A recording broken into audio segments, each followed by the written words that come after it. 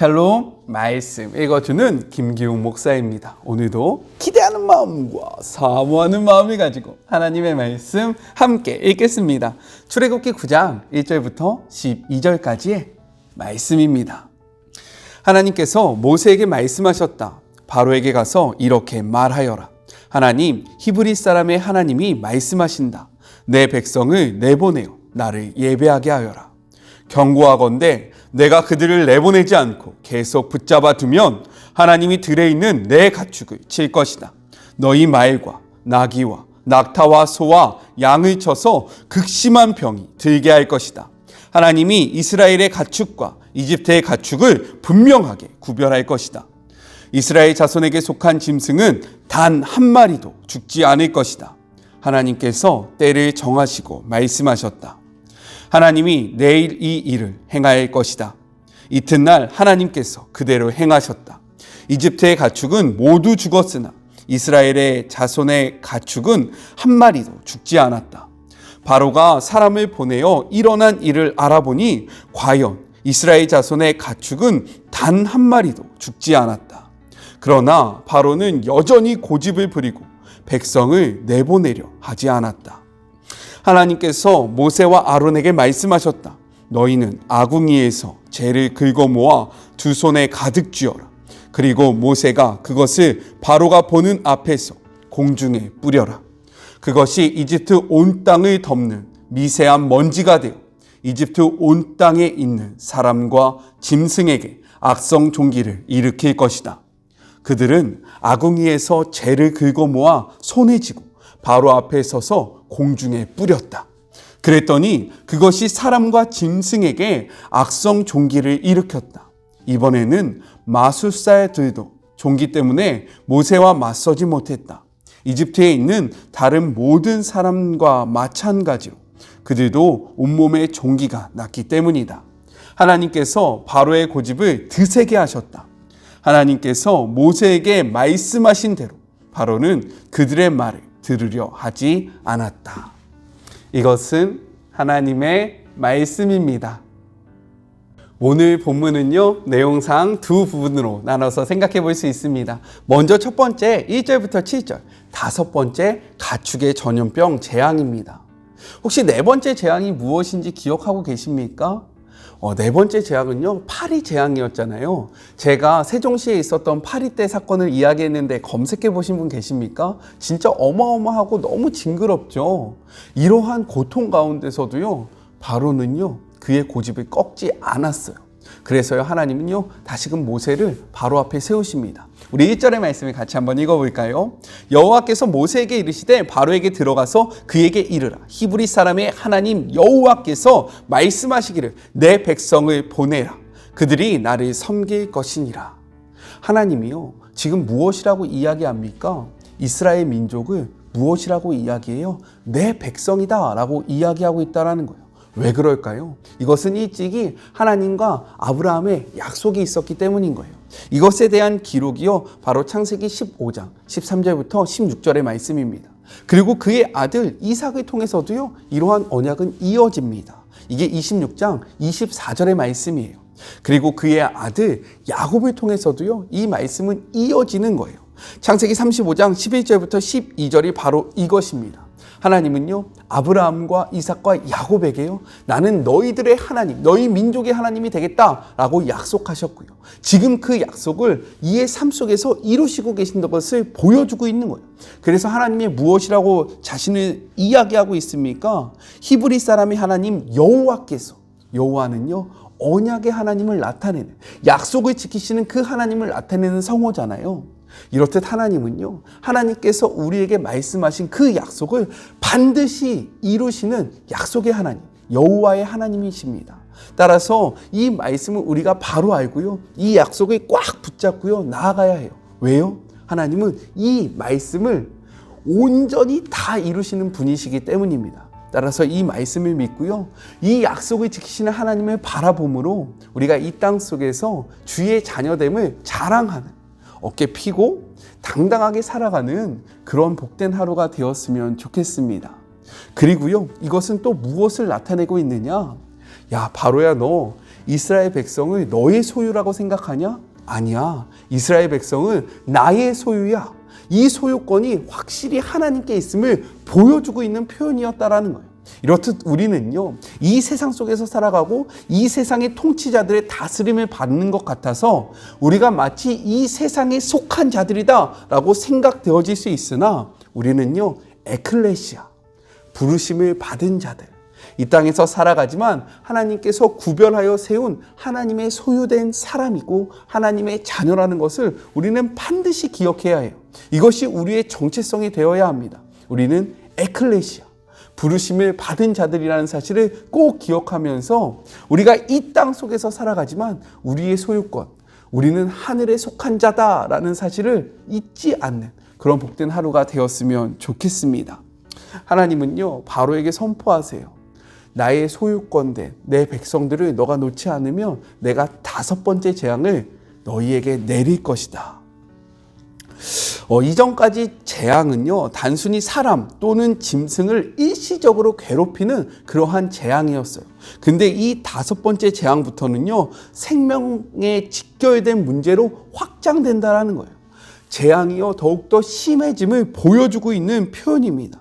또한 이 5번째 재앙은요, 그들이 섬겼던 암소 형성의 하돌, 그리고 힘과 다산의 황소우상 아피스에 대한 하나님의 심판이었다라는 거예요.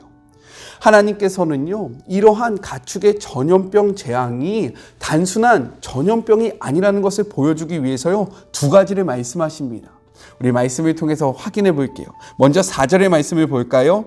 여호와가 이스라엘의 가축과 애굽의 가축을 구별하시리니, 즉 이것이 그냥 이 땅에 찾아온 전염병이 아니라 하나님의 재앙이고 하나님의 뜻이고 이것을 다스리는 자가 하나님이라는 것을 보여주기 위해서요, 4번째 재앙과 같이 이스라엘 백성과 그리고 애굽 백성을 구분하십니다. 정말로 이것이 우연히 일어난 것이 아니라는 것을 분명하게 보여주는 표현이라는 거예요. 그리고 우리 5절의 말씀도 같이 한번 읽어볼까요? 여호와께서 기한을 정하여 이르시되 여호와가 내일 이 땅에서 이 일을 행하리라 하시더니, 기한을 정하신다라는 거예요. 그냥 우연히 전염병이 퍼졌고 마치 지금 우리가 코로나가 퍼진 것처럼 이러한 코로나가 퍼진 상태에서 이것이 하나님의 재앙입니다 라고 이야기하는 것이 아니라, 내일 이러한 전염병이 있을 거야 라고 미리 그 기한을 정해두심으로써 이 재앙을 다스리는 자가 하나님이라는 사실을 분명하게 보여주고 있는 거예요. 이것이 너희 삶 속에서 우연히 일어난 것이 아니라 내가 이것을 다스리고 있다라는 것을 분명하게 선포하고 계신다라는 겁니다. 그리고 또 중요한 것이 있어요.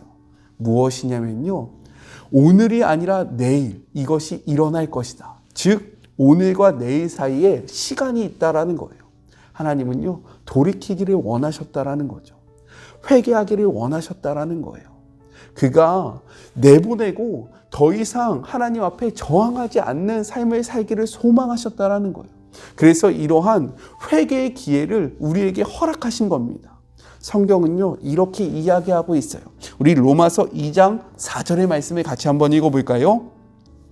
혹 내가 하나님의 인자하심이 너를 인도하여 회개하게 하심을 알지 못하여 그의 인자하심과 용납하심과 길이 참으심이 풍성함을 멸시하느냐. 이 시간이요, 하나님의 은혜의 시간이고요, 이 시간을 통해서 하나님은 우리의 삶이 바뀌기를, 우리의 삶이 돌이키기를 원하신다라고 분명하게 말씀하셨다라는 거예요. 이렇게 바로에게 시간을 주셨던 하나님이요, 우리에게 동일하게 회개의 기회를 주십니다.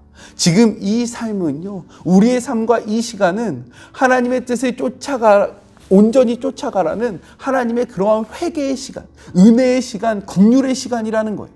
이 시간을 놓치지 않기를 주님의 이름으로 축복하고 권면합니다. 이 시간에요, 하나님 앞에 돌이키세요. 죄의 문제를 해결하세요. 죄와 구별되시고요, 죄를 끊으세요. 하나님과 붙으시고요, 하나님 앞에 우리의 그러한 모습을 고백하면서 하나님과 동행하는 이 정말로 시간을 놓치지 않는 주의 모든 자녀들이 되었으면 좋겠습니다. 저부터 그랬으면 좋겠어요. 2번째입니다. 8절부터 12절. 6번째 악성 종기 재앙에 대해서 이야기를 하고 있어요. 하나님은요 지체하지 않고 즉시 6번째 재앙을 선포하십니다. 우리 8절의 말씀을 같이 한번 읽어볼까요? 여호와께서 모세와 아론에게 이르시되 너희는 화덕의 제 2움큼을 가지고 모세가 바로의 목전에서 하늘을 향하여 날리라 라고 이야기합니다. 하나님은요 무에서 유를 창조하실 수 있는 분이고요, 그냥 막대기만 들어도요 재앙을 일으킬 수 있는 분이에요. 그런데 왜 굳이 화덕의 재를 가지고 이러한 6번째 재앙을 일으켰을까요?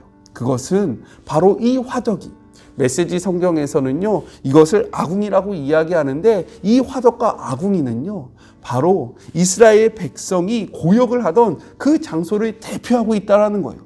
따라서 이 재는요 이스라엘 백성의 고역의 흔적이고요, 그리고 그들이 당했던 압제와 고통을 상징하고 있다는 거예요. 이를 통해서 하나님이 선포하고 있는 겁니다.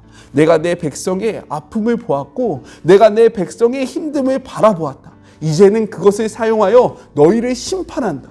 바로와 그리고 그 애굽 백성들에게요 하나님의 백성을 압제하고 핍박한 그 죄를 묻고 있고요, 그리고 이스라엘 백성이 당했던 그 고통을 너희도 느껴봐라 라고 하면서 이 6번째 재앙을 일으키셨다라는 거예요. 따라서 여태까지 5번째 재앙은요 가축에게만 임하지 않았습니까?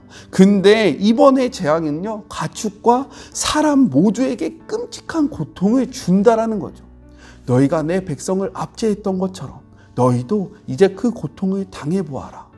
이렇듯 하나님은요 우리의 아픔과 우리의 고통과 우리의 모든 것들을 지켜보고 계시고요, 마음에 담아두고 계시고요, 기억하고 계시고요, 하나님의 때, 하나님의 카이로스에 하나님의 방법으로 그것들을 갚으신다라는 것을 우리가 이 말씀을 통해서 확인할 수 있는 거예요. 하나님은 임마누엘의 하나님이십니다. 우리와 함께하는 하나님이에요. 우리가 힘든 삶의 자리에 있을 때 우리와 멀리 떨어져서 우리를 그냥 방관하는 하나님이 아니라 그 자리에 함께하고 계시는 하나님이시고요, 이 모든 것들을 기억하고 계시는 하나님이고요, 그리고 이것들을 갚으시는 하나님이라는 거예요. 이 사실을 통해서 위로받으시는 그런 시간들이 되셨으면 좋겠습니다. 우리 11절의 말씀을 같이 한번 읽어볼까요? 요술사들도 악성 종기로 말미암아 모세 앞에 서지 못하니 악성 종기가 요술살로부터 애굽 모든 사람에게 생겼음이라.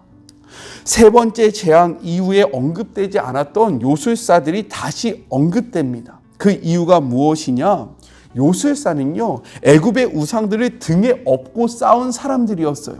이를 통해서 하나님은요 분명하게 선포하고 있는 거예요. 무엇이냐면 그들이 섬겼던 질병의 수호신 타이폰, 그리고 우술의 신 임호템, 질병을 다스리는 여신 시크멧이 정말로 너희들을 보호하지 못한다. 즉 이들의 헛된 우상을 향한 하나님의 심판이었음을 분명하게 나타내주고 있는 표현이 바로 이것이라는 겁니다. 하나님은요 재앙을 통해서 보여주고 계신 거예요.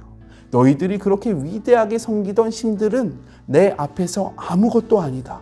이 말씀을 통해서요 우리는요 우리가 하나님보다 크게 생각하는 것이 무엇이고 하나님보다 더욱더 두렵게 생각했던 것들이 무엇인지 확인하면서요 다시금 우리가 진정으로 섬기고 우리가 진정으로 두려워하며 진정으로 바라봐야 하는 대상이 누구인지를 확실하게 하는 그런 복된 시간이 되었으면 좋겠습니다. 우리 마지막으로 12절 볼게요. 12절의 말씀입니다. 그러나 여호와께서 바로의 마음을 완악하게 하셨으므로 그들의 말을 듣지 아니하였으니 여호와께서 모세에게 말씀하신가 같았더라. 와, 이 말씀이 우리의 마음을 조금 어렵게 해요. 뭐지? 라는 생각이 들게 합니다. 왜요? 여호와께서 바로의 마음을 완악하게 하셨다라는 이 표현입니다. 마치 이 표현을 들으면요 어떠한 느낌이 듭니까? 하나님께서 그를 악으로 민 것 같은 느낌이 들잖아요. 너는 악을 향해서 달려가야 돼 라는, 그렇게 하나님이 그의 삶을 이끈 것 같은 느낌이 들지 않습니까? 그러나 이것은 그런 의미가 아니라는 거예요. 우리 말씀을 같이 한번 볼까요? 로마서 1장 28절의 말씀입니다. 또한 그들이 마음에 하나님 두기를 싫어하며 하나님께서 그들을 그 상실한 마음대로 내버려 두사, 제가 전에 이야기했죠? 내버려 두사 합당하지 못한 일을 하게 하셨으니, 즉 이 표현은 무엇이냐면 하나님이 강권적으로 그의 삶을 막으신 것이 아니라 그가 악을 향하여 나아갈 때 막지 않으셨다는 것을 보여주고 있는 표현입니다. 이렇듯 하나님이 우리를 향하여 손을 내미실 때, 하나님이 주변의 사람을 통해서 하나님의 말씀을 듣게 하고 하나님의 말씀을 생각하게 하고 우리의 삶을 돌이키려고 하실 때에 우리가 그 하나님을 붙잡는 시간이 되었으면 좋겠어요. 내버려 두시게 되면요, 그 다음은 심판밖에 없습니다. 하나님의 그러한 간섭하심을 기뻐하고요, 하나님의 사인을 바라보시면서 우리의 삶을 돌아보는 그런 복된 시간이 되었으면 좋겠어요. 우리 같이 기도할까요? 하나님 감사합니다. 오늘도 말씀을 통하여 깨닫게 하여 주심이 감사합니다. 주님, 이 말씀을 붙들고 나아갑니다. 하나님이 우리에게 말씀하실 때에 우리가 반응하기를 소망합니다. 하나님의 사인을 무시하지 아니할 수 있도록 도와여 주시고, 하나님의 은혜로 베풀어 주신 이 시간에 우리가 어떻게 살아가야 할지 우리의 삶의 모습을 돌아보는 주의 모든 자녀들이 되게 하여 주시옵소서. 하나님, 우리가 두려워하는 존재가 누구입니까? 우리는 누구에게 속한 자들입니까? 이 사실을 다시 한번 확인하고 우리의 삶의 방향성을 다시금 새롭게 하는 주의 모든 자녀들이 되게 하여 주시옵소서. 우리와 함께하고 계시는, 진정으로 이 땅의 통치자 되시는 거룩하신 예수님의 이름으로 기도드립니다. 아멘. 오늘 하루도 하나님의 말씀과 동행하는 그런 복된 시간이 되었으면 좋겠습니다. 저는요, 또 내일 만나도록 할게요. 사랑하고 주님의 이름으로 축복하면서 오늘 하루도 힘내세요. 우리 내일 만나요. 안녕.